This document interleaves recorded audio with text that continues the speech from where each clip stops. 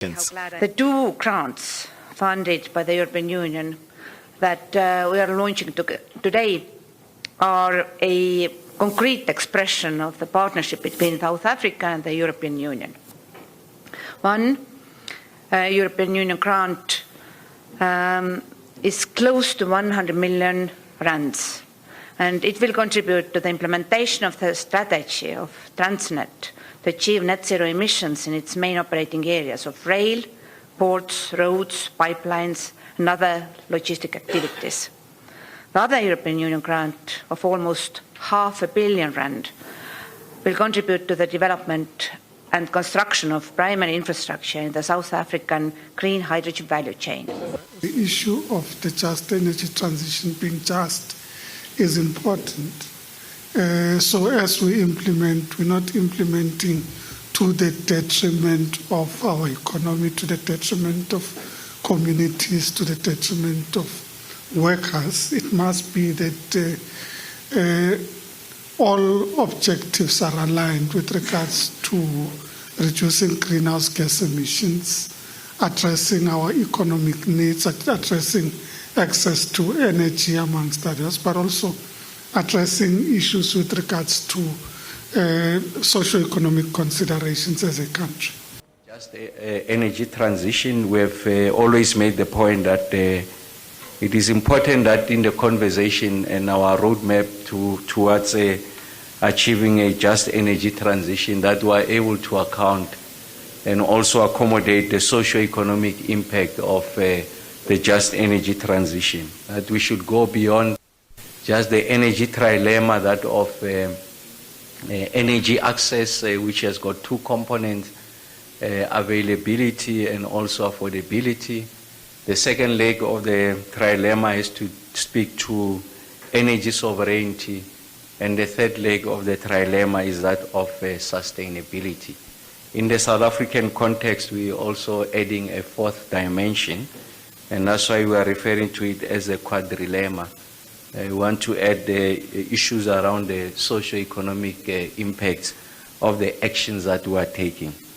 It is important that as we elevate some of this socio-economic impact, it must not be misinterpreted as a reversal of our commitment to ensuring that we achieve a just energy transition, but simply localizing the dimension of the just energy transition so that we are able to offer it South African characteristics.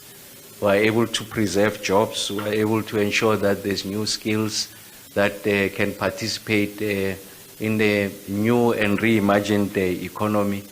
And the conversations we are having with the European Union simply seek to ensure that we give a concrete meaning to those commitments. And then we have, as a country, articulated our ambition to ensure that we take advantage of one of the new emerging frontiers, that of green hydrogen. We think that green hydrogen provides some of the best opportunities for the country to reindustrialize, given the fact that we are sitting on significant mineral endowments in our country, our ability to beneficiate locally, and our ability to access more lucrative markets, the European Union being one of those markets. The European Union stands ready to meet its own targets, and as part of that, a greater degree of appetite to pay a premium in relation to green hydrogen.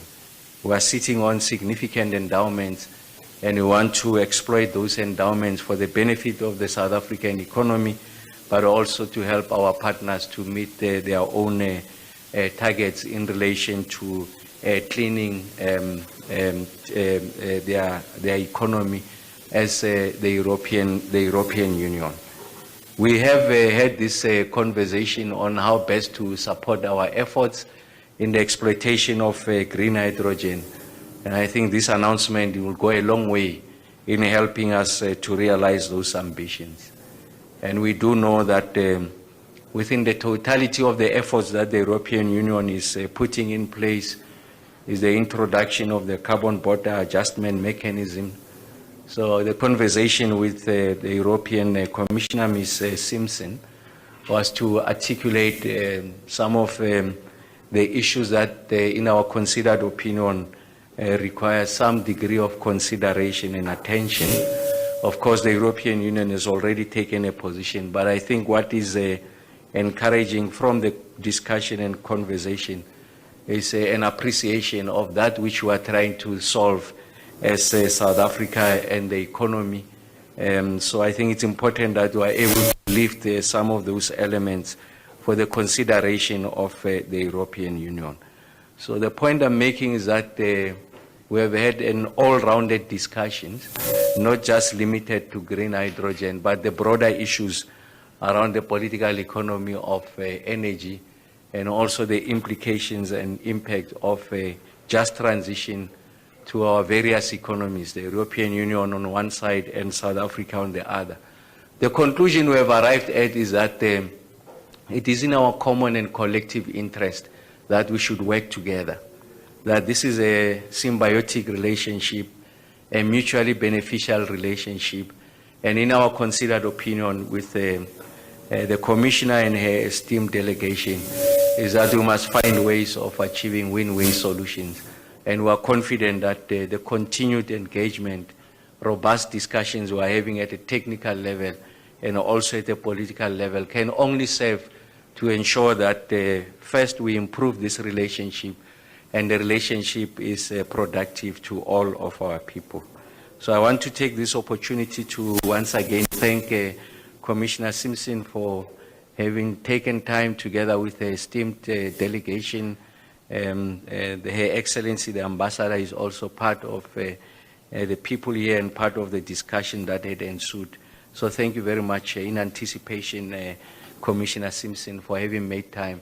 And we have committed on behalf of the South African people to continue to nurture, strengthen and build this relationship because we have everything to benefit both sides.